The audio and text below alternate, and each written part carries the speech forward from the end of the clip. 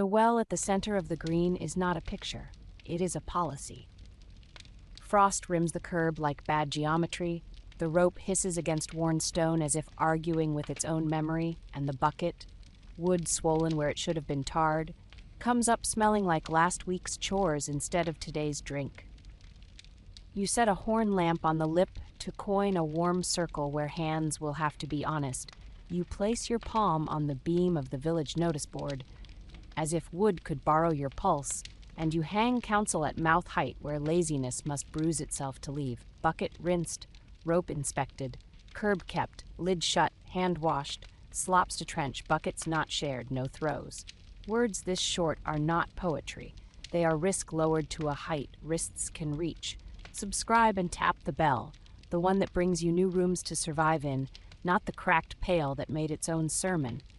And in the comments, write the 7 words you'd trust above any village well. Bucket rinsed, rope tarred, lid shut, no slops. I'll pin the sharpest rules and carry them to part 2 when we walk the dye house ditch and the byre drain and show exactly where water learns bad grammar. You begin with the rope because water remembers whatever touches it. The hemp is furred with green, the color of excuses. The splice that someone bragged about after harvest is frayed where pride rubbed it into the curb. The knot that once looked like a prayer now looks like a story that killed 2 goats. You dip your tin sleeve in a bucket of vinegar and slide it over the staff head. The barber boiled this morning. You scrub the first fathom until hands forget what they tolerated. You tack rope inspected where wrists must brush it. The sergeant of the watch, who used to bang his stick on things that frightened him, bangs the tin sleeve on the post and admits he likes the sound it makes better than bone. The bucket tells on the roofline. A lid that learned to nap beside the well instead of living on it has been collecting a religion of dust. The wash suds trench that ought to pull away from the curb returns when women tip their basins too near. The buyer's winter slop, one turn of the spade away, leans a puddle toward the curb after every thaw. You mark the slope with a string, then a shovel, then a rule, slops to trench. You carve a swallowtail in the earth that teaches the gray water to love ditch more than curb. One boy tries to improvise a shortcut with a kick. You put a board between his hands and point at the horned card. He kicks the board once, the correct place for kicking, and then helps you line stones in the new channel so he can admire something his boot did not make worse. A brewer points to his ale and calls it safe. He is not wrong for the right reasons. He tells you beer is a prayer with a boil in it. You answer it is a recipe with a ledger. You tack a card inside his yard at mouth height where his mash men will bruise themselves into habit. Boil, cap, cool, rinse cask, hand-washed, no shared cups. He grins the way craftsmen grin when someone dignifies what they know. He brings you to his own well, line deeper, curb higher, lid heavier, and shows you the upstream trench that keeps the dye house from gifting him color. You clap him once with the beetle and make his boys listen to the hum. He is teaching water grammar. The village should copy homework from the clever child. The tanner's yard smells like every sin you can punish with a trench. He has been soaking hides in a pit that pretended not to listen to the brook. You walk the ditch with horn held low until light coins the lip where liquid decides whether to be a neighbor or an argument. You hang counsel on his gate at mouth height, where his wrists, not his voice, will have to obey. Soaks covered, trench to river below intake, ash lime kept. He tries a stanza about leather's rights. You hand him the shovel, plant a boy with ribbon at the new outfall, and make the wives chalk witness on his post. The water stops speaking his dialect as soon as it is given other friends. A laundry green can be a school or a wound. You find women rinsing upstream of the intake stones because a cousin once swore the water is fresher where it has just learned to be village again. You tack a card to the willow, fetch above, wash below, rinse at board, buckets not shared. They snort at being told what mothers told them before they had aches, then grin when you hand the children peels to ferry buckets out and in, without boots becoming arithmetic. They sing the rule, because women are the guild that turns grammar into survival, and the brook, pleased to be useful rather than pious, carries the tune. The churchyard leans on the commons like a memory that didn't learn geography. Graves crowd the spring head because love loves proximity. Water disagrees. You set horn on the coping so the first drip sparkles like an admission. You hang a card on the lich gate because grief deserves architecture. No graves within 40 paces of source. The rector begins a sermon about tradition. The sexton begins carrying stones to build a low wall. The choir boys begin counting paces because children always inherit good work sooner than metaphors. You load the bell and the ladder sideways onto the bier and make them useful. Boards between hands, not distance between names. Mapping is law. You take chalk, ribbon, and a boy with a decent hand and walk the village like a brook's conscience. Intake, spring, curb, green, drain, dye house, tanner, brewyard, privy, buyer. At each mouth, you hang the same 7 words and let wrists bruise themselves into literacy. Bucket rinsed, rope inspected, lid shut, hand washed, slops to trench, buckets not shared, no throws. At the dye house, you add ditches lined. At the buyer, you add midden down slope. At the privy, you add seat capped. The boy draws lines with chalk, where trench becomes habit. The oldest woman in town writes witness at each place and smiles like a person who has been given back a craft taken from her by adverbs. The first child who learned to bang a clapper in winter tries to ring over the well for fun. You take the bell out of his hand and hang it on a peg where thresholds can keep it and pegs can train it. Bell once at threshold you write on the curb, then add hand washed beside the basin on the post. He sulks until you hand him the tin sleeve and let him cap the lamp. He discovers he likes the sound the cap makes more than the ring. That sound becomes the village's new punctuation. Subscribe and tap the bell, ours not the one on the peg. And in the comments write the 7 words you'd nail inside your own kitchen, where morning sloppiness disguises itself as mood. Lid shut. Hand washed. Cup not shared. No slops. Your rule might end up on someone else's beam by tonight. The earliest illness of spring is arrogance. A man sniffs and says he has drunk from this well since Christ wore sandals. This is untrue, but the form of his memory is the form of every problem. He lowers your cleaned bucket by your cleaned rope into your relined curb and then drinks from his hand, proud as a cat. You put your hand on his shoulder hard enough to be law and soft enough to be neighbor. Guide his palm to the board and say each word under horn as if counting goats. Bucket rinsed, rope inspected, lid shut, hand washed. He mimics the sentences like a child and blushes like a man. He returns in 2 days to scold a stranger without inventing a cudgel. The river decides to educate the whole parish by flooding where it used to argue. It climbs the Byre Trench and marries the washing green in public. You bring boards, ladders, and sleeves. Ladders sideways, boards between hands, peels to ferry buckets, slops to trench becomes slops to new trench with a chalk arrow. A boy falls in exactly nowhere because the boards interrupted habit. The brewer offers casks to keep lids dry. The tanner scowls and offers ash lime for the worst puddles. The rector carries stones. The sexton makes distance measurable with string. The card on the willow survives because paces learned their job. You visit the miller's house because the small well behind it looks neglected enough to be a future, not a warning. You hang lid shut at lip height. You pour vinegar into a second bucket and eliminate a smell that has been baptizing bread since August. You show his daughter how to cap the kitchen lamp before fetching water so moths stop doing theology in their soup. You hand the mother a slip for the pram. Cup not shared. She scowls because advice feels like insult until it nurses the next fever. She nails it to the cupboard anyway and thanks you in 3 different verb tenses later. Nothing turns water into a rumor quicker than laundry. You return to the green with a stick sleeved in tin and a song you stole from winter. Fetch above, wash below, rinse at board, buckets not shared. The girls clap it, the older women tap lids, the men grunt because you are correct. Someone moves a cradle into the shade of the board because infants have more allies when rules are visible. The board becomes a table, becomes a story, becomes memory. This is how villages become immune to sermons. You make a small council without voting. brewer, midwife, miller, reeve, 2 mothers, 1 boy with good wrists.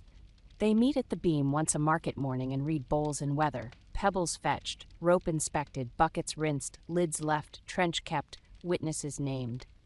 A loud man attempts to be balcony. The beetle's daughter taps the beetle gently, and he learns the metric of brevity. No sermons longer than soup. You tack under horn on the back of the board, because even water benefits from grammar. A fever week arrives as a stricter teacher than you. You will not dramatize it. You will borrow its rules. Names learned at the porch means nobody is the cholera woman. She is Solt, whose bucket was left open when her mother came in from the byre. Cups not shared at the lamp means watchers discover how often futures are traded for pride.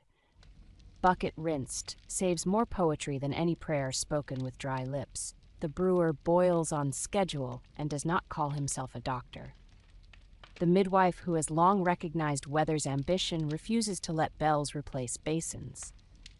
The grave pit receives nobody from within 40 paces of the spring. You leave flowers there anyway because survivors need sentences that aren't instructions. The well does not heal anyone. It obeys. Lid shut, rope tarred, bucket rinsed, curb kept, hand washed, slops to trench, buckets not shared, no throws. Water answers faces, with less fable and more harmony. You strike the beam with the beetle once, and the hum travels along boards, ladders, sleeves, lids, ropes, peels, pegs, and the smallest bones in ears that have been learning grammar since frost. The river tells its secrets slower. The byre trench behaves like a neighbor who likes being asked. The brewer stops talking about miracles and starts delivering them. The tanner grins like a man who finally found work more interesting than regret. If you want this kit carried to the dye house ditch, the byre gutter, and the tanner's soaks, where UNSAFE Water keeps looking for ways to get hired, subscribe and tap the bell so Part 2 lands when your wrists can use it. In the comments, write your own 7-word lintel law for a bucket or a basin you live with every day. Then say continue if you want to see how villages teach water to be honest. Under horn, at mouth height, with sentences short enough for hands. I'll bring horn, chalk, ribbon, tin, vinegar, beetle, and cards that turn rumors into drains and drains into neighbors. The dye house ditch is a grammar lesson written in colors that never learned to whisper. So you set horn on the lintel and let a warm coin of light settle on the sluice until even arrogance can see its own reflection. Vats of madder and weld and woad lean like arguments. Mordant tubs smoke in a way that wants to make metaphors. The rinse board sits on trestles so close to the bank that the river has been reading the dyer's diary for years. You hang counsel at mouth height where wrists must bruise themselves into literacy. Vats covered, rinse below intake, sluice lined, ashes kept, hand washed, cups not shared, no throws. The dyer's apprentice reaches for his stirring stick and bumps the card with his forearm. The bruise he earns is the right color. Subscribe and tap our bell, the one that brings drills to your wrists, not slogans to your ears. And in the comments, write the 7 words you'd nail over any trade ditch. Sluice lined, rinse below intake, no throws. I'll pin the rules that survive rain and carry them forward when we walk the byre gutter and the tannery soaks. The dyer's tools are sentences. You tack a slip at the mordant bench. Ashes kept, alum counted, urine covered. The boy laughs because nobody ever taught him that lids can be law. Then he sets a board across the vat and caps it with canvas, not reverence. The master grumbles about pigment and tradition until you lay horn lower so light coins the ripple line where his rinse leaked into grammar. He sets his rinse board 10 paces down, below the chalk mark you drew at the spring head yesterday, and discovers his cloth looks better for obeying water's dignity. He will tell people it was artistry. You will not correct him. Some lies keep ditches clean. The byre gutter pretends to be a river and must be taught humility. The midden has crept up slope like a gossip that forgot where it came from. You plant a post beside the barn door and hang a card at mouth height so shoulders cannot pretend ignorance. Midden down slope, gutter scraped, pen washed, slops to trench. The cattle watch this with their huge moony consent. The cowherd raises an eyebrow like a man who disliked advice until it spared him a sermon. He rakes the gutter toward the new trench, lays a plank across the mire, and finds out ladder sideways belongs to animals too. A child points to the card and shouts the short lines at the goats, as if training them. Training happens to the people instead. The tanner's soaks are a sad chorus everyone hears and nobody edits. You carry horn past the ash lime to the tan bark pits and make color remember grammar. Soaks covered, bark rinsed at board, trench below intake, hand washed. The tanner's jaw learns new shapes around those syllables. He orders bark bundles stacked under a lean-to instead of against them. He covers the hair slip with a lid that bruises his pride every time his shoulder forgets. He posts a boy with ribbon at the outfall and tells him to write witness on the post whenever the dye house boys try to drift their rinse above the chalk line. Rivalries improve when grammar is visible. Privies love to believe walls absolve them. You teach seats to cap themselves. At the lane end, you hang a card inside the little roof so humblest habits can't avoid it. Seat capped, ash kept, hand washed, buckets not shared. You nail a second to the back of the door because people turn faster than they read. A merchant scoffs that cap the seat sounds unholy. His wife, who keeps a basin, says she has never heard holiness said so plainly. She caps the lamp with tin and then the seat with wood. In that order. Because she learned the winter meter and likes being alive. Meat wants to lunge at water with hot intentions. On market day, you find the slaughter bench where the lane falls toward the brook and post a slip that offends knives into usefulness. Blood to trench, scald kept, boards rinsed, hand washed, cups not shared. The slaughterman grins. He is a craftsman. He likes rules that keep him large and his puddles small. He raises the scalding tub on trestles, nails a lip to the board, and sends his boy to the ditch with the first bucket. The boy looks back for absolution and instead hears the lid tap from the well. Grammar is traveling. A rain squall chooses the village as a rehearsal space, and you discover how quickly posted lines become a choir. Ladders sideways become bridges over slurry at the green. Boards between hands ferry buckets from the curb to the rinse board without boots negotiating with mud. The brewer sends out casks to cap the worst puddles. The tanner's drain holds its temper because ashes were kept. The dyer closes his rinse and sings the rule as apology. The rector counts paces and remembers 40 like an honest man. The chalk on the willow lives. The women clap the short chorus. The river understands who is trying. Upstream is where you will lose a spring if you don't explain it to people who think mercy is a slope. You walk the lane to a hamlet that shares your intake and set horn on their lips so light coins where their loveliest lies begin. You hang a card where pails bruise themselves into truth. Fetch above, wash below, slops to trench, no throws. Their reeve rolls his eyes because he is tired. Their herb wife reads the lines and remembers her mother. Their miller's child sings them and thus decides to grow. You loan them a sleeve for their lamp and a slip for their willow. You do not take their thanks back. Downstream is where you earn your neighbor's respect by not claiming the river as a trophy. At the outfall below your dye ditch, you post rinse below intake again, and then build a reed bed with a ribbon fence because plants forgive more than men. The water that leaves there reads like a sentence with fewer insults. A boy testing frogs with a stick notices he can still see them, and nobody had to shout. Water carriers have more law in their yokes than you have in your charter. You persuade 3 to form a guild with rules pinned where shoulders think.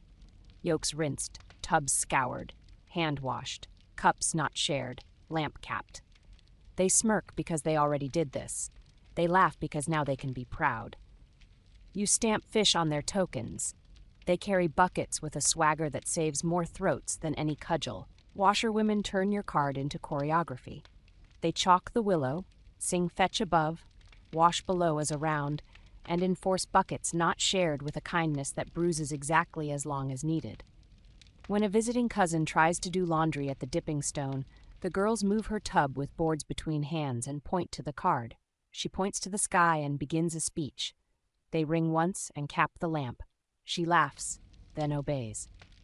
The brook accepts the lesson more quickly than most men. The common water book grows fat in the records office. The clerk, converted by hunger into an honest index, maps sluices and trenches and writes witness beside names you can see on the green. He files slips the beetle's daughter pulls from posts after rain and pins tokens to pages with ribbon through their mouths. When fever weeks arrive and leave, he adds restored where unknown used to steal breath. He resists adjectives. Horn watches him lovingly for it. Children teach water to behave by making it theater without damage.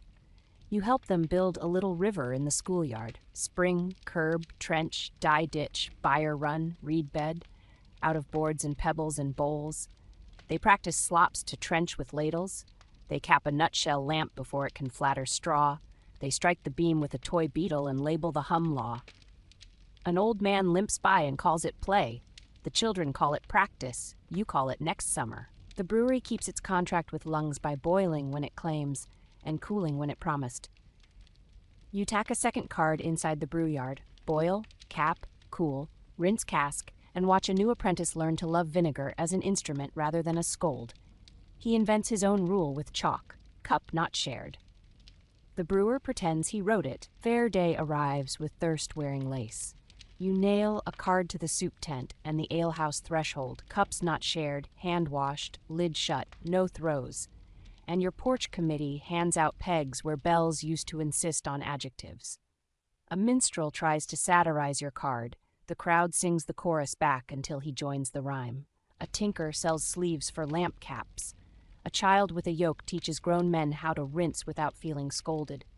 Grammar becomes a craft. A grandmother scolds you for moving chalk into her mouth. She says she drank river water when saints were stricter. You show her the reed bed. You let her read the record where unknown became restored because a rule kept the board between hands. She sets her palm on the card at the well and thumps it once like a woman knocking sense into a door. She admits she likes the sound. Map one more thing. Floodgates. You mark with chalk where a sluice could defend love from weather and help the mill when it is honest. You build a little weir from boards and stones, tack sluice lined on the post, and teach a boy to listen to the head of water as if it were a choir. He tells you he can hear when someone's rinse board has crept up slope. He becomes your inspector without making a hat of it. Midstream, give me your 7-word ditch law, the one you would hammer at the lip where a bucket hesitates. Rinse below intake, ditch lined, no throws. Drop it in the comments. I'll pin the ones with clean wrists and nail them where strangers ask for them after this. Evening collects the village the way basins collect winter. Quietly, with purpose. The brewer caps lamps and writes rinsed on his slate. The dyer covers vats instead of flattering stars. The tanner ties ribbon at his outfall and smiles like someone who discovered bark could be a civic virtue. The washerwomen count pebbles and dismiss a rumor with a song. The clerk files names in a book that now smells like vinegar and gratitude. The porches read bowls and weather. The willow hums because the beetle thought it funny. The well's lid shuts with a click that sounds like law. You strike the beam once. Wood answers because it remembers. If you want this kit carried to cottages and kitchens, where kettles, cups, and cradles do more damage than ditches when nobody looks, subscribe and tap the bell so Part 3 lands while your wrists can use it. In the comments, write the 7 words you would pin above your own sink, your child's cup, your night bucket, your lamp. Then say continue if you want to see how villages teach water to be honest inside walls, how mills and breweries and porches agree on grammar, and how rules shorter than thirst outlive plague and fashion. I'll bring horn, chalk, ribbon, tin, vinegar, beetle, cards, and the habit we keep practicing, public sentences at mouth height that turn rumors into drains and drains into neighbors. The cottage door opens into a room that has always believed comfort and care were the same word, so you set the horn lamp on the mantel until a warm coin of light lands where hands, cups, cloth, and fire negotiate. The first thing that learns grammar is the kettle. You hang counsel at mouth height above the hearth, exactly where knuckles will brush it before they lift anything wet. Boil hard, cap after, cool covered, hand washed, cup not shared, basin apart, no slops. The card looks too simple for all the ways houses have found to be unlucky. That is why it will work. The mother who just came from the willow where you posted fetch above, wash below smiles without ceremony and reaches for the kettle with wrists that have already been taught by winter to prefer verbs over speeches. Subscribe and tap our bell, the one that ships new drills to your wrists, not miracle drops to your door. And in the comments, give me the 7 words you would pin above your own sink. Boil hard, cool covered, cup not shared. I'll pin the ones with clean elbows and carry them into part 4 when we organize barns, yards, and privies into neighbors rather than rumors. You begin with boiling because it is the only sermon water hears without negotiating. The rule is not until it thinks about steaming, not until it scolds you with sound, but boil hard, a roll that flips anger into music. You make the child count to 60 after the first tumble so the house can memorize a beat. Then you set the tin cap across the mouth and tack cap after above the mantel hook where the lid lives. Lids turn pride into hygiene. The father who learned to bang winter bells like punctuation bangs the cap once and decides he prefers this sound. He will call it caution. You will call it civilization at mouth height. The basin for hands lives away from the table because you nail it there. Basin apart hangs at lip height on a post you drive yourself between hearth and board. Ale for drinking cannot share a shelf with water for washing. Spoons for mouths may not live in the bowl that keeps cloth honest. Hand washed goes above the basin. A ladle, not a palm, hangs beside it. The barber showed you vinegar's small mercy. You show the house where to keep it. When the grandmother mutters that the old way felt simpler, you point to the 7 words and say, "This is simpler still." You can teach it to anyone who stands up long enough to bruise a wrist. Cups are politics. One cup that graduates from mouth to mouth because the maker is proud of its carving is a plague with a stem. You put a pegboard by the hearth and give each mouth its own hook. Cup not shared hangs above it. Below, chalk names. Rafe, Mari, Mina, Seb. Make the rule neighborly. A visitor tries to take the first clean one. The card taps his knuckle because it is posted where his hand cannot tell lies to his mind. Cool covered hangs above the jug on the sill. A cloth over the lip changes bragging into storage. You lay a board between the jug and the window. Because sunlight became fashion last summer, caps enjoy shaming brightness when brightness forgets which job it was hired for. Bread sits where board and basin can supervise it. Dipping bowls next to washing bowls is grief pretending to be convenience. You chalk a line on the table and write bowl here at the ridge. You pin a slip above the bench that worked miracles in winter and will continue to do so now. No throws. Children make a game of reaching and not knocking. They giggle at their own restraint. You forgive them for directing a choir hand you cannot hear because you can see the rule under their skin. Night wants to hire water to move secrets.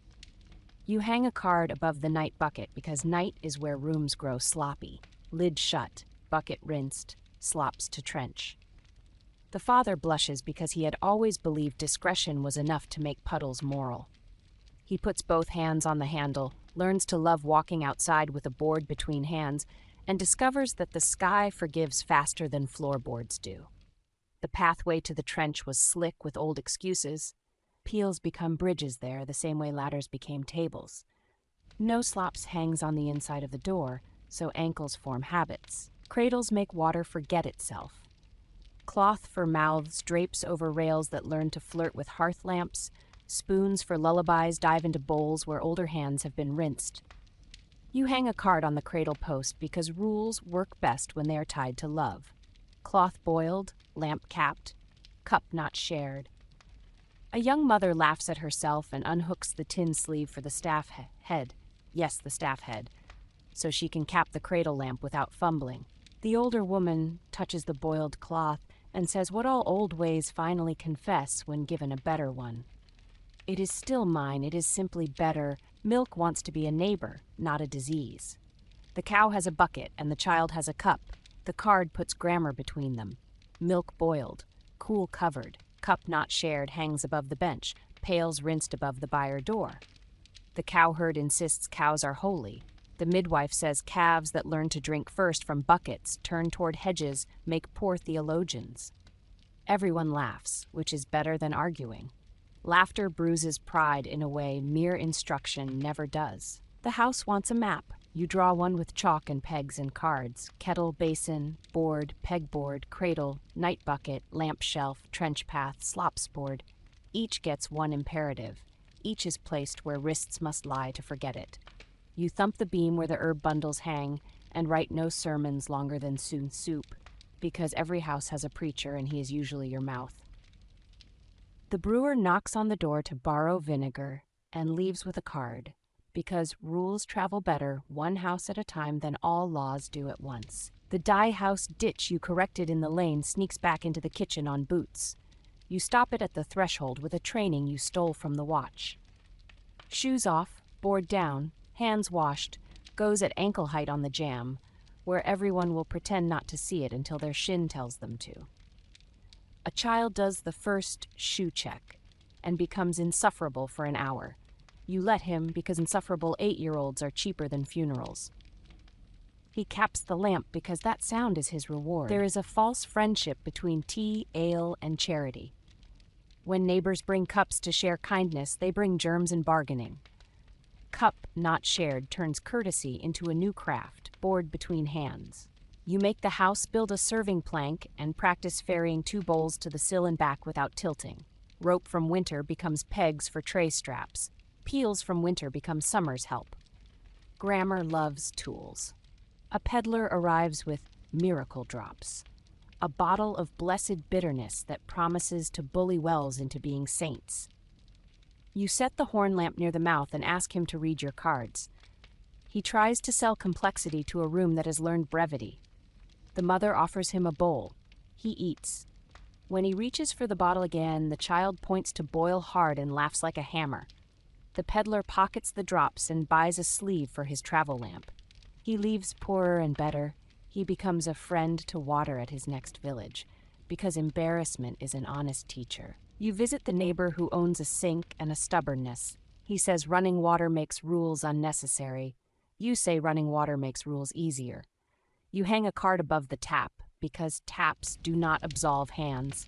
Hand washed, cup not shared, lid shut. He grunts until his daughter caps the kettle without looking. He will swear forever that he always did it this way. Let him. A good rule is happy lodged in someone else's memory. Winter's committee of 10 watches and mothers becomes spring's guild of 20 wrists.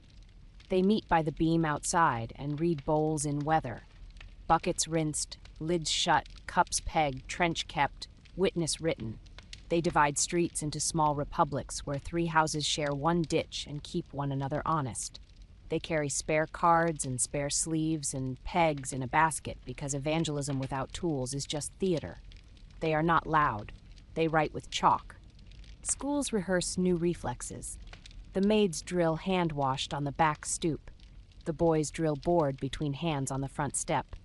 The master hangs lamp capped near the hearth and scowls because the children smile when they obey it. You bring a toy bucket and a doll basin and watch the most dangerous age in the village memorize what their grandparents called nuisances. When a fever week returns, they will waste less time becoming adults. Market stalls post water grammar alongside weight grammar. Your old winter chorus for bread becomes spring's duet for cups. Loaves posted, weights shown, scoops rinsed. Shares a beam with lid shut, cup not shared, hand washed. The mayor walks the square for once without a speech, and at 3 boards in a row sees his town's future. Kids slapping pegs, women singing short lines, men laughing at their wrists when they forget and get corrected by wood. He joins the committee in writing witness at a ditch because he found a frog there, and nobody wants to grieve on purpose anymore. A small fever tries to buy the dye house. The apprentice looks thirsty, the master looks proud. The rinse bench looks miles closer to sin than you left it last week. You set horn on the curb, tap the card with the beetle, and the master blushes in the direction of the willow. He covers vats, moves benches, rinses bark at the line, washes hands, and borrows a cup from the pegboard instead of sharing. The apprentice lives long enough to learn every rule by trying to make a new mistake. He will tell the story wrong when he is 50. Leave him that. House by house, you see the same choreography take root. Kettle rolls, cap clicks, wash splashes, peg squeaks, lid thumps, board slides, trench drinks. You thump the beetle not as a sermon, but as a metronome. Children clap along. Children clap along. Mothers smile at asking your permission. Fathers pretend they invented it. Grandmothers pretend they always recommended it. Nobody takes their bucket to the spring without a lid. Nobody dips a cup where laundry imagines itself clean. Nobody tells the old joke about good, strong stomachs because wood taught them to be lazier in better directions. Mid-floor, give me your 7-word cradle card, the one you'll really nail to the rail. Cloth boiled, lamp capped, cup not shared. Post it in the comments. The best will be stolen shamelessly by someone who needed your simplicity this morning. Evenings now, the well lid clicks like a trained bead, and the horn lamp coins warmth at a circle where village and water finally keep pace. The willow card under chalk looks smudged in all the right places. The ditch lettered rinse below intake hums like a fence. The churchyard marks 40 paces as if mercy were a ruler. The common water book in the records office smells like vinegar and pencil and gratitude. The boy with the good wrists stands by the beam and reads the day's bowls without wanting adjectives. The beetle's daughter taps the beetle gently, and the square sighs the good sigh. Work done, rules kept, cups pegged, lids shut, boards drying. You put the horn back on the mantel in the cottage where you started and touch each card with your knuckles. Boil hard, cap after, cool covered, hand washed, cup not shared, basin apart, no slops, until your own wrist confesses its need to keep practicing. This is not a miracle, it is furniture. Unsafe water was never a dragon to slay. It was a sentence to edit at every mouth that hired it. You taught the grammar. The village will keep the meter. If you want this kit carried to barns, yards, and privies, where water fails by habit more than by malice, subscribe and tap the bell so Part 4 lands while your wrists can use it. In the comments, leave your 7-word lintel rule for your door, and then say continue if you want to walk the byre and the midden and the night track, where boards, pegs, sleeves, lids, and cards turn rumor into drains and drains into neighbors. I'll bring horn, chalk, ribbon, tin, vinegar, beetle, and a basket of cards small enough to pack into any pocket that wants to be a parish. The byre door stares at the lane like a tired witness, so you set the horn lamp on the lintel until a warm coin of light sits exactly where boots, hooves, and buckets disagree. The gutter under the threshold has carved its own theology through clay. The midden mound has crept uphill in winter the way excuses do. The pump barrel sits close enough to gossip with both. You hang counsel at mouth height where shoulders must bruise themselves into memory. Midden down slope, gutter scraped, pen washed, pails rinsed, milk boiled, hand washed, slops to trench, no throws. The cow snorts as if she wrote it. The cowherd raises his chin like a man who wants to remain proud while adopting better grammar. The steward sets a ledger on a peg because bowls and buckets have decided to share a parliament. Subscribe and tap our bell, the one that brings drills, not miracle tonics, and in the comments write the 7 words you'd nail over any byre door. Midden down slope, gutter scraped, pails rinsed, hand washed. I'll pin the sharpest rules and carry them to the privy path when we post sentences short enough for ankles. You begin with slope because water obeys angles, even when people prefer stories. You strike a line in chalk from the pump to the trench, then one from the byre gutter to the same trench, and make both lines true with spade and boards. Slops to trench returns as choreography, boards between hands, ladders sideways over mud, peels ferrying pails so boots do not negotiate with excrement. The rope bench, board since siege season ended, lends sleeves and laughter. The gutter becomes a sentence the whole yard can read. A midden is a village curriculum or a confession. You push it back down slope a cart length, border it with stones that will remember, and hang a second card where wrists must brush it. Midden down slope, ash kept, cover laid, no throws. The thatcher swears ash is good for roofs, the tanner swears ash is good for pits, The midwife swears ash is good for everything that wants to forget what mouths have to remember. She is right. She lidded the ash barrel first. Milk is a neighbor and a menace. Milk boiled, cool covered, cup not shared hangs above the milking bench. Pails rinsed over the door, hand washed beside the peg for the yoke. A boy who once banged bells bangs the tin sleeve against the pail and discovers he likes that sound more than tin arguments about saints. He laughs, the cow flicks her ear. The midwife nods because infants prefer doctrine with handles. Pigs solve problems or write them in mud. You set horn on the sty post, nail pen washed, trough lined, slops to trench, and show the sty how to be a neighbor. Boards between hands to the trench, buckets not shared, no kitchen lottery during feast days. The butcher grins at seeing his trade become law one verb at a time. He lends his scald barrel to disinfect the trough plank. A child who once practiced courage with cudgels practices rinsing with a ladle. You forgive him for turning the rule into a chant. The yard well sits between good intentions and old habits. You tack bucket rinsed, lid shut, pump primed where hands must lie to forget it. Bolt a board wide enough that no pail can pirouette over the curb, and post cups not shared next to the peg rack under the eave. The father who loved winter's bells tries to make a joke and lowers his voice when the card bumps his knuckles. Wrists win, throats follow. Privy paths dislike grammar unless grammar is nailed to them. You carry cards and sleeves and a small shovel to the lane behind the cottages and strike 3 signs where ankles will do as they are told. Seat capped, ash kept, hand washed on the inside plank.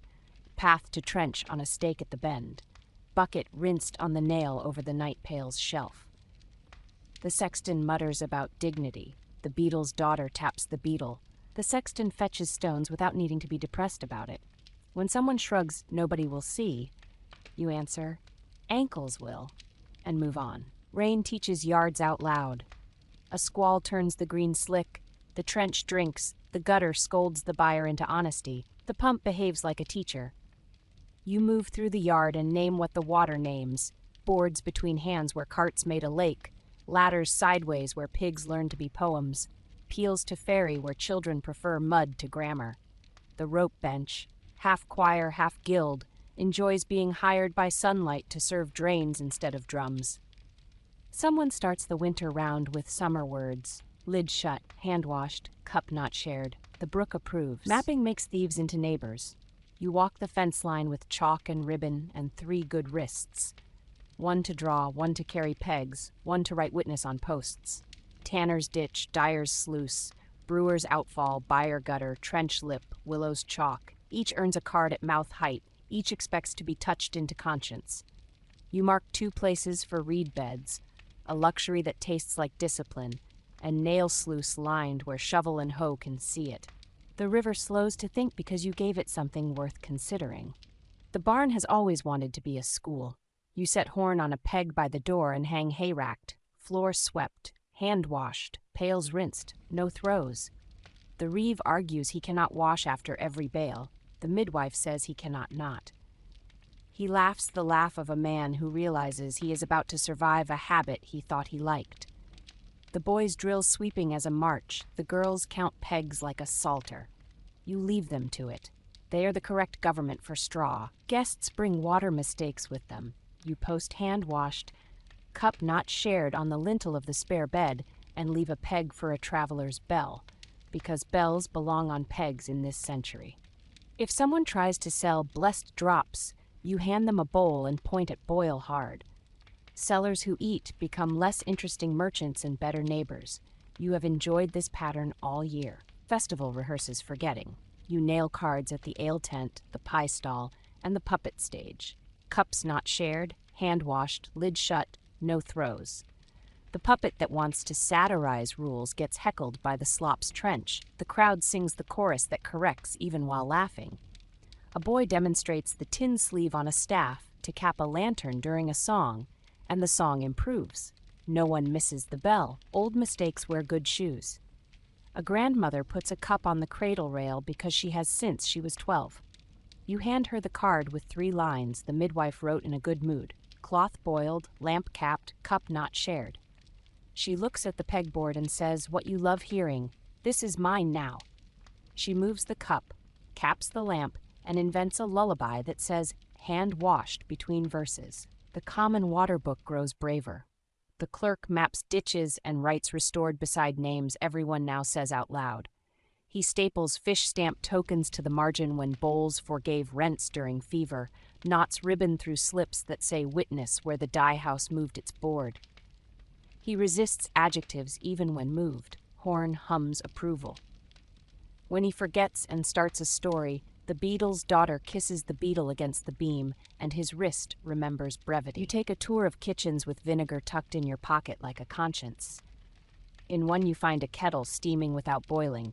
Boil hard bumps a knuckle into honesty. In another, the cup rack has slid toward the table. Cup not shared bumps a wrist back where immunity lives. In a third, you find a night bucket trying to retire into furniture. Lid shut refuses to let it become superstition. You love how these corrections are dull, local, and final.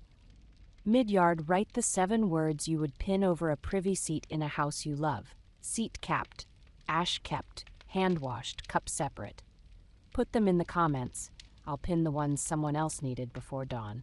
Cows gossip into water without a rule. You install one more gate card in the pasture because fields have ankles too. Bar raised for water, trough lined, hand washed. The cowherd laughs at himself and moves the trough uphill a yard for dignity's sake. He claims the calves prefer it. You do not contradict him. When he wants to brag, he points to the ribbon knot at the trough post. Witness, not pride. Pride can borrow it later. Children move the ditch lesson into play without needing permission. They build a tiny village in the dust with sticks for fences and a saucer for a well. They hang a tiny card on a twig and pretend their thumbs are hammers. They pour water at the top and chant slops to trench when it threatens houses. They cap a pea-sized nutshell with tin and shout lamp capped as if saving a church. You realize this is exactly how a century keeps itself alive. A letter arrives from a hamlet that shares your spring.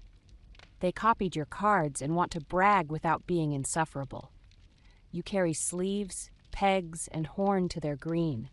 You hang fetch above on their willow and wash below on their board. You leave them a beetle and a story about a boy who learned to like vinegar. On the walk home, you count pegs in your head like blessings. Evening carries work to porches.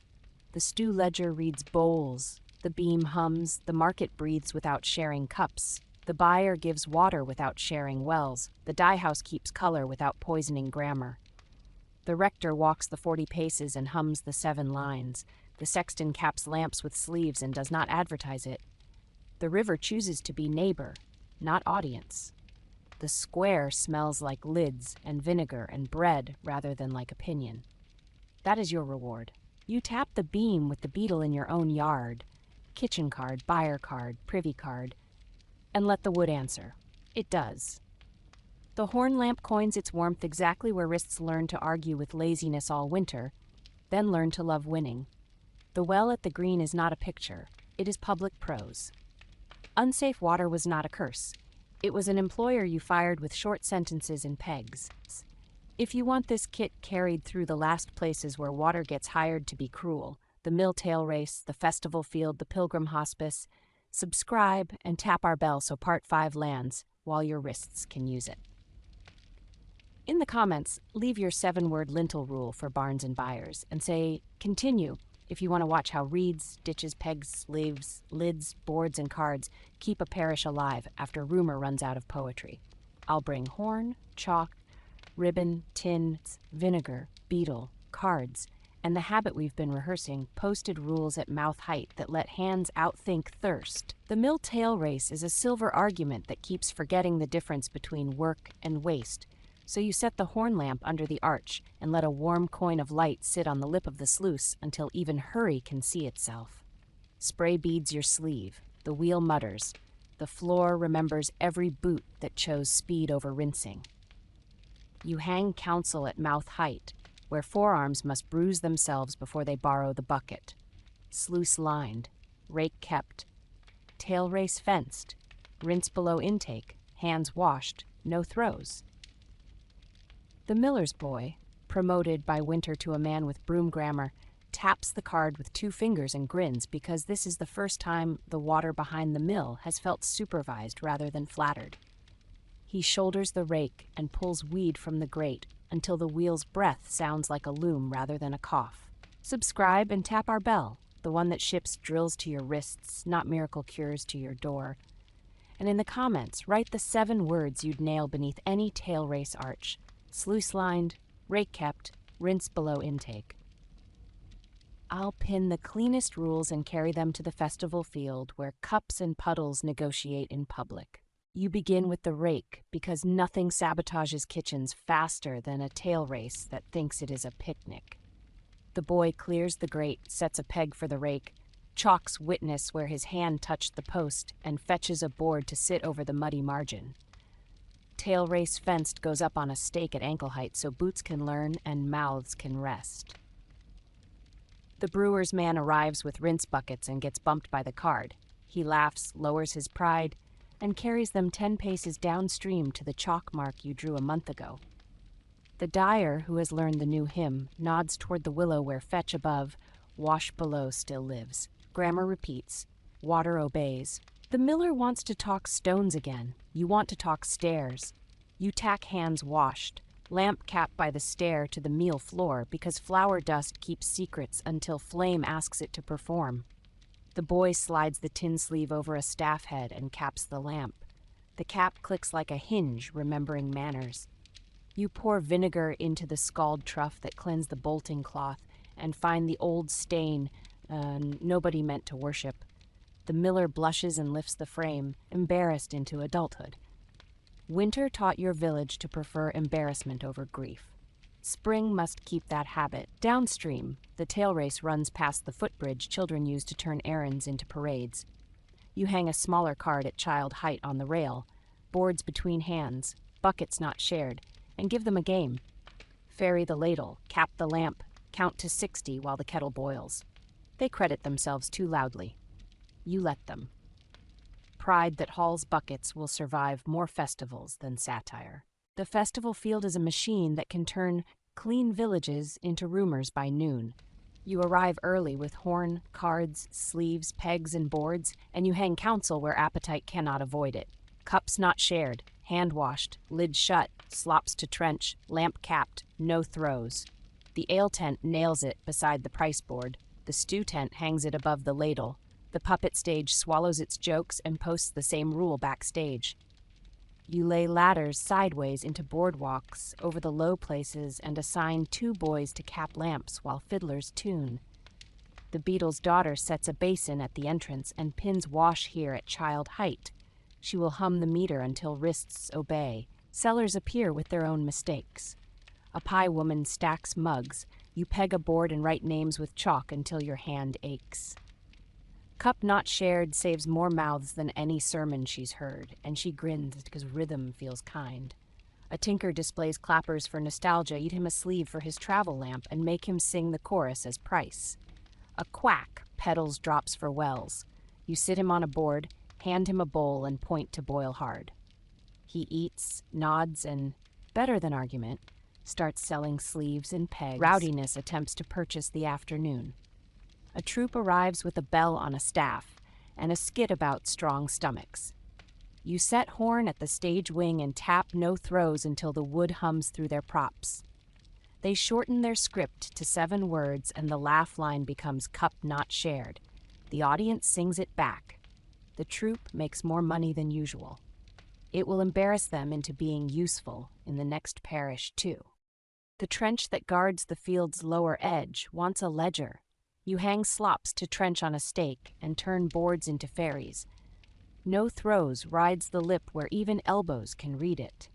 You assign 2 elders to the trench with bowls on the hour, 1 to ladle, 1 to tell tales of the winter when water learned grammar.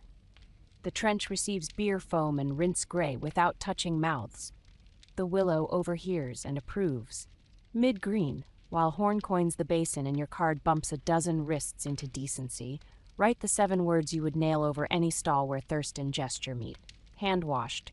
Cup not shared. Lid shut. No throws. Pop them in the comments. I'll pin the ones vendors will adopt without resentment. A child falls as they do, and the new rules prove they were written in the correct tense. He has mud on hands, mouth, and pride. You cap the lamp, ferry aboard, wash his hands, close the cup, ring once at the field gate, because thresholds enjoy being remembered, and send him back to his mother under the porch where names learned keeps gossip from inventing a plague. The field sees the sequence and copies it all afternoon in smaller ways. Grammar watches over noise. Evening at fair is a lesson in endings. You walk the field with sleeves and cards and pull down what should not be left. Makeshift cups, shared dippers, a joke that grew teeth, and you leave what must survive. Pegs, basins, a boardwalk whose boards will be benches tomorrow.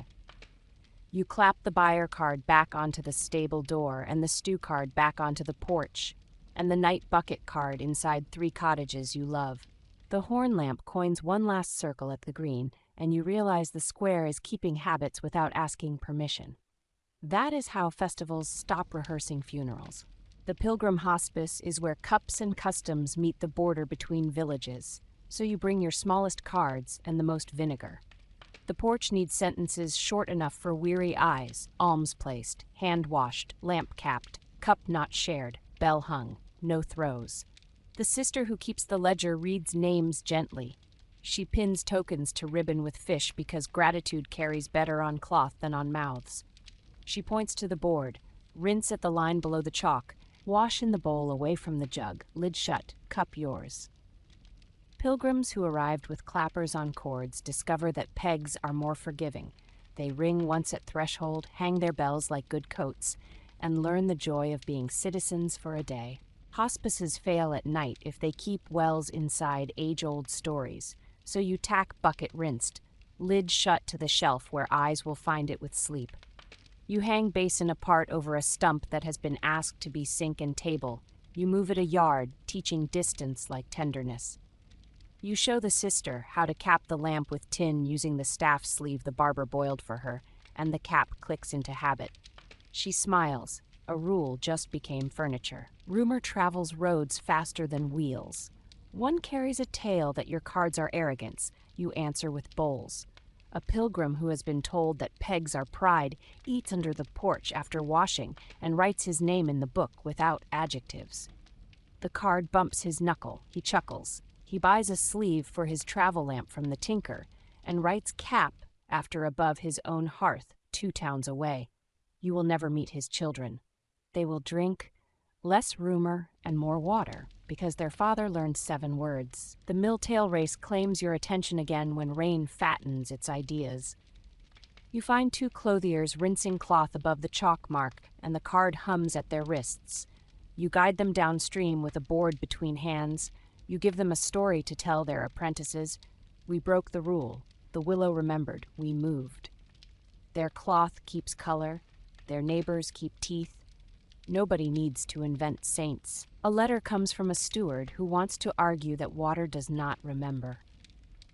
You invite him to the porch, hand him a ladle, and point to the common water book, where restored grows thick as summer grass beside names that would have been chalk if not for pegs. You let him pour bowls while you say nothing, then place a card in his palm. He takes it like a passport and goes home to nail rinse below intake under horn on his own green. You never get credit. You get a river that behaves better. This is the trade you prefer to reputation. Night tests whether the hospice learned to be proud of brevity. A returning troop of traders clatters to the porch with bells and rent voices, ready to invent a pageant. The sister points to hand-washed. The beadle's daughter taps the beadle on cup not shared. The barber slides a sleeve over a staff and caps 2 lamps in one practiced rhythm. The watch captain lifts a board between hands and becomes furniture instead of spectacle. The traders shrink politely into citizenship and sleep. Bells napping on pegs look like tools again. The next morning, you walk the reed bed you built with rope bench laughter and find frog spawn where sermons used to live. You chalk witness on the post because someone must love the outfall for the days when rain forgets. A boy tries to dare you into letting him jump the trench. You hand him a board, and he discovers how often adults answered dares with chores. He laughs and brags about his balance like a prince. This makes more sense than arguing with him about saints. Mid-porch, tell me the 7 words you would nail on any hospice board where cups arrive with stories.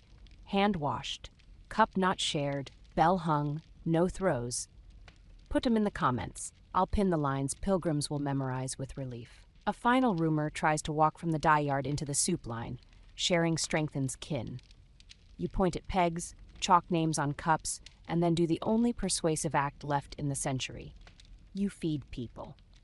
The stew mistress reads bowls, the beam hums, the choir hums the short lines into breezes that have finally stopped lecturing. Nobody shares a cup. Everybody shares the rule. The green smells like lids, vinegar, bread, boiled cloth, honest tail races, and reasonable weather. You tap the beam with the beetle in 3 places: the mill tail race, the festival field, the hospice porch, and let the woods hum edit the rest of the day. Ladders lie sideways by reflex. Boards walk between hands where puddles think they have parliaments. Sleeves cap lamps with an impatience that tastes like care. The willow by the brook keeps its chalk. The byre gutter learns patience. The tanner's trench decides to prefer grammar to glory. UNSAFE water keeps trying to hire your village.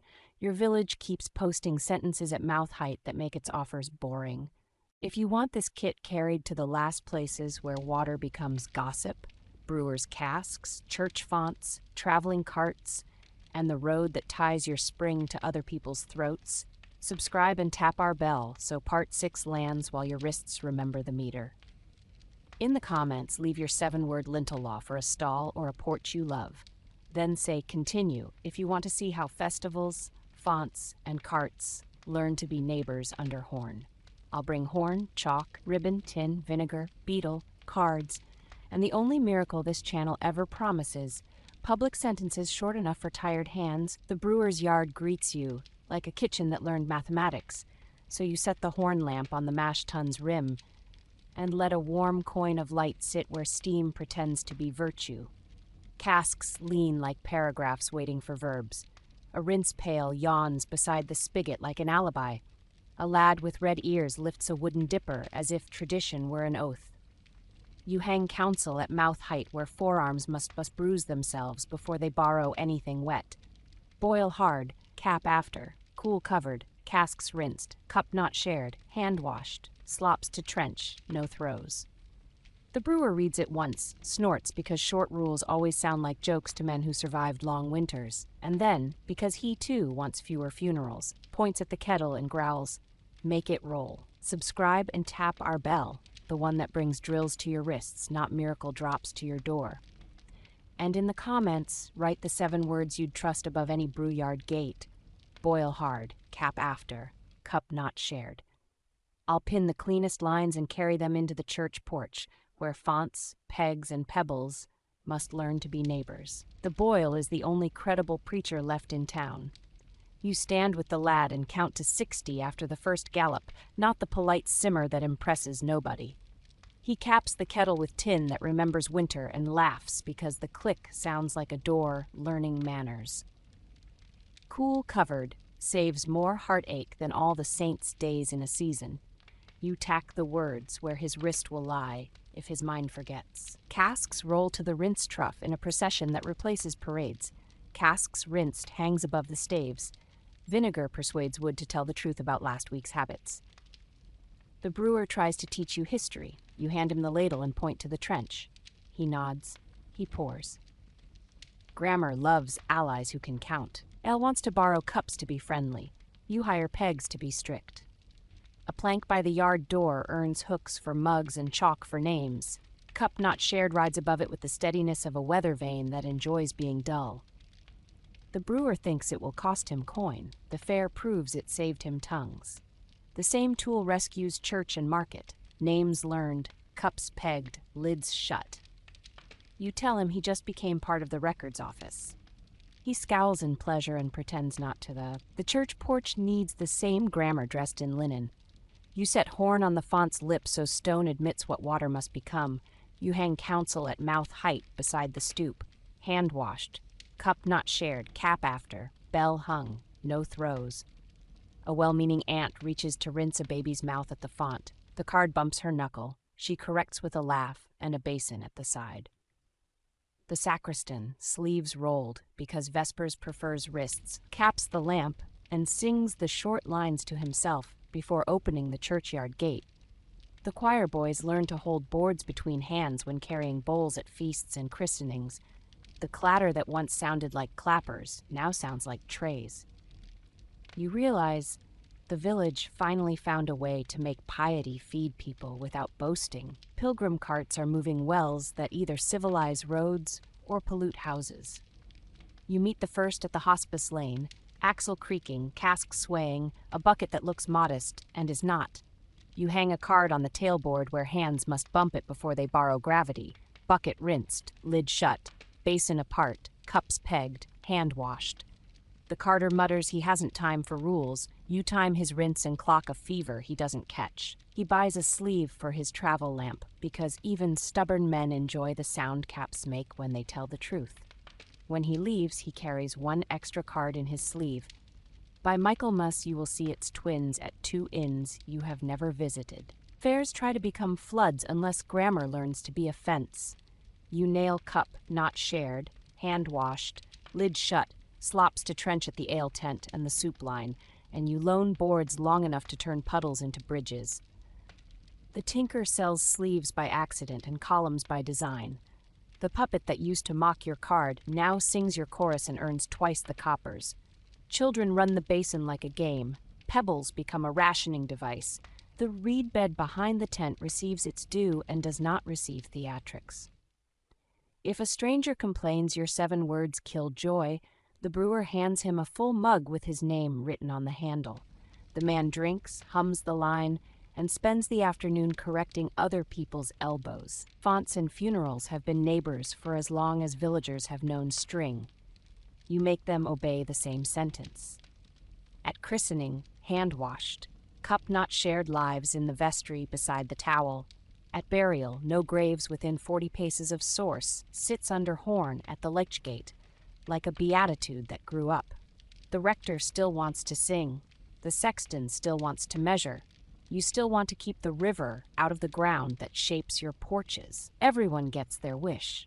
The gravedigger becomes a geometer. The oldest woman in town stands at the willow with a ribbon and says, "Witness," when anyone forgets where the line runs. She is the only saint you needed this week. Market day brings traveling cups with stories attached. A piper from the hills brags that his band drinks from the same horn for luck.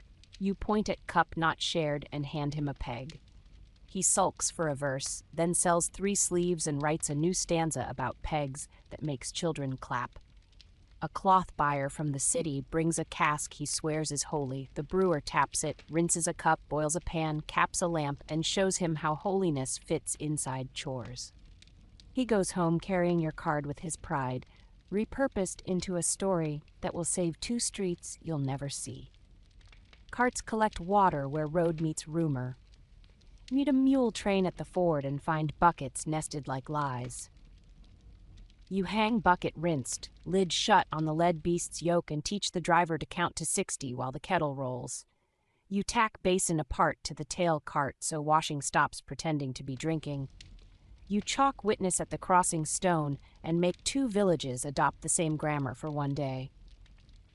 No banner could have threaded that needle. Mid-porch, write the 7 words you would nail on any traveling cart that offers drink to strangers. Bucket rinsed, lid shut, cup pegged, hand washed. Put them in the comments. I'll pin the lines that fit on wood and prints and live in wrists without fuss. You draft the common cup charter in the records office because charters that don't fit on a beam rarely survive a month. It reads like a house with doors, cups pegged, hands washed, lids shut, basins apart, buckets rinsed, no throws. The clerk copies it onto cards for stalls and carts. The beadle's daughter hammers one at child height on the school's front step. The brewer posts one inside his gate. The sacristan nails one under the bell frame, so pegs outnumber peals. The charter smells like vinegar and pencil and dignity. Paper for once looks proud to be wood's cousin. You inventory all the places water still gets hired to be cruel. Sponges at the barber's, pails at the byre, scoops at the mill, cups in the alehouse, a font in a church, a gourd in a pilgrim's cart. Each gets one line, one peg, one sleeve, one basin, one trench, one song. Boil hard for pots, cap after for lamps, cup not shared for shelves, bucket rinsed for lips, slops to trench for the lazy, no throws for those who think distance is medicine. The list of places grows shorter as the habit grows more comfortable. A fever flares 2 cottages off the green. You watch your cards earn their thumbprints. The midwife caps the cradle lamp without thinking.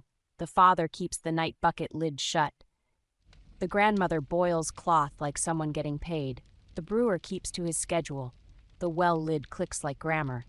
The willow's chalk survives a squall. The boy at the trench sings slops here with more desire than tune. The Common Water book gets 3 new restored entries and no unknown. The clerk resists adjectives and earns sleep. Toward evening, you walk the road past the reed bed and admire frog spawn where sermons used to camp. A mule drinks at the ford. You see a peg on his cart and the same card you wrote this morning pinned at the tailboard. You realize you are being robbed, which is your favorite kind of victory. You knock the beam with the beetle at 3 posts on your way home. Brew yard, porch, bridge, and the woods hum edits your pride. The horn lamp coins warmth at the well once more. The lid clicks, the rope purrs, the bucket rinses, the basin stands apart, the trench behaves, the pegboard glints with names, the willow keeps her chalk. The river, pleased to have rehearsed your 7 lines 6 times today, decides to be neighbor again tomorrow. Cups hang like small flags of competence across a village that used to think sermons were the only way to be holy. The child with good wrists slaps the beam for luck and runs a board between hands to his grandmother because the field tried to invent a puddle. If you want this kit carried to fonts, fairs, and far roads, the last places where water and strangers negotiate, subscribe and tap our bell so Part 7 lands, while your wrists remember the meter. In the comments, leave your 7-word lintel law for a cart, a stall, or a porch you love. Then say continue so I know to bring horn, chalk, ribbon, tin, vinegar, beetle, cards. And the only miracle this channel ever promises, public sentences short enough for tired hands. The font in the church porch holds water that forgot it was a neighbor, so you set the horn lamp on its lip until a warm coin of light sits where breath once mistook itself for medicine. The stone rim is smooth from centuries of hands and excuses. You hang counsel at mouth height where wrists must brush it to leave. Hand washed, cup not shared, bapsin apart, bell hung, no throws. The sacristan, sleeves rolled by habit now, taps the tin cap with 2 fingers and meets your look like a co-conspirator. In winter you taught doors to behave. Today you teach thresholds, to stop pretending they absolve what they merely convene. He laughs when the lid clicks. Every good rule should sound like good carpentry, and lifts the basin to the side table so rinsing stops chasing blessing in circles. Subscribe and tap our bell, the one that lands drills in your feed, not superstition in your cup. And in the comments, write the 7 words you would nail under any font your children meet. Hand washed, cup not shared, cap after, no throws. I'll pin the lines that fit on stone and in wrists and carry them to the far road where carts and strangers will need them before dusk. The traveling cart that drinks for many towns rattles in the lane with a problem it cannot taste. Nested buckets inside one another, a pegboard with names written once and then forgotten, a gourd that looks holy and never was. You hang a card on the tailboard where the driver's knuckles cannot miss it. Bucket rinsed, lid shut, basin apart, cups pegged, hand washed, no throws. He mutters about time. You time him while the kettle rolls and the horn lamp coins patience on the rim. He watches his animals choose the reed bed over the ditch without you sermonizing, then watches children hand him cups with names chalked above their pegs. He buys a sleeve for his travel lamp and a pocket card for his tongue. Somewhere upriver, a hamlet gains a rule and loses an illness. Your basket did more than your pride. The fairground learned grammar last week. Today you ask it to export manners. A troop from 3 parishes away arrives with bells stitched to boots and a ballad that mocks caution. You put horn at the corner of their stage and invite them to try 7 words in the key you taught Winter. They smirk and sing the chorus wrong. The crowd corrects them cheerfully. Money remembers which rhythm kept families standing. By sunset, their prop table has a pegboard. The puppet that used to spit water at the front row now pours into a bowl over a trench. Nobody calls it piety. Everyone calls it obvious. Fonts are where neighbors meet without negotiating chores. The rector reads a list of names for christening and a shorter list for burial. The sexton marks 40 paces from spring to grave and becomes the parish's measuring rod. You persuade them to write thanks beside their distances, restored in the common water book for 3 families who held the basin before the font, witness for the willow chalk that survived one more squall. The priest stands smaller while he prays and likes it. A century from now, someone will argue that humility was theological. Let them. You prefer to say it was posted at mouth height and then kept. The dye house tries to relapse the way clever shops do when custom leans. Rinse boards creep toward the springhead. The apprentice begins to believe distance is ornamental. You set horn on the lip, and the river coins him a memory. Rinse below intake bumps his wrist. He blushes, laughs, and moves the trestles back to the chalk line. Color deepens, neighbors stop telling jokes about his blue in other people's bread. He invents a new word for what the card did to him, relief, and you decide that is a better compliment than obedience. At the milltail race, you find 2 clothiers rinsing wool above the stake because the trout are biting below. You point at the card, the reed bed, the willow, and the fish chalk under horn. They grin like conspirators and confess. You give them a board to carry rinsing to the right distance. They discover the fish bite below the chalk, too. They will tell their apprentices appetite is compatible with grammar. This is the best possible rumor. The barge road spills 3 carts into your village with thirst and songs. 2 drivers are sensible. The third is a man who believes slogans make water safe. You meet him at the ford with sleeve and card and ask him to read your sentences before he reads his own. He finds cup not shared and performs a complaint. You give him a name peg, draw the line at the rinse board and count to 60 with your finger on the kettle. The horn lamp coins thought across his face. He does not apologize. He obeys and leaves a card with your words hammered to his tailgate with 2 nails and a vow. Mid-lane, while the horn lamp coins mercy and your card bumps a dozen wrists into dignity. Give me the 7 words you would nail at any roadside bowl a stranger might meet. Hand washed, cup not shared, lid shut. Post them in the comments. I'll pin the ones your own village will steal tonight. You audit everywhere children carry water because childhood buys ignorance at wholesale. On the green, you kneel beside a game that looks like siege ladders and is actually an aqueduct rehearsal. Boards between hands, peels to ferry, slops to trench. You hang a small card at ankle height, shoes off, board down, hands washed, because ankles tell the truth when eyes pretend not to read. They turn your rules into cheers, and you let them. Any sentence that becomes bragging in a good mouth is ready to travel. The brewer's yard is honest enough to confess what goes wrong when nobody looks.